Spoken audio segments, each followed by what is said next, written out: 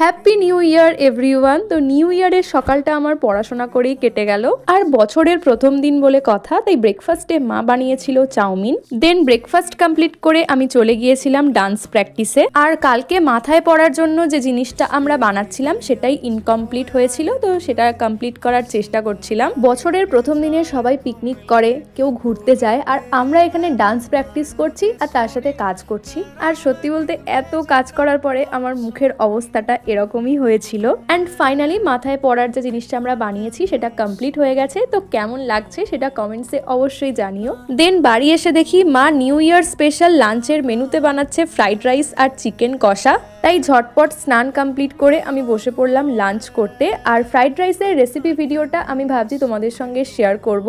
আমার তো বছরের প্রথম দিনটা এভাবেই কেটে গেল। তোমরা বছরের প্রথম দিনটা কিভাবে কাটালে কমেন্টসে অবশ্যই জানিও। আজকের মতো এখানেই এন্ড করছি। Bye bye.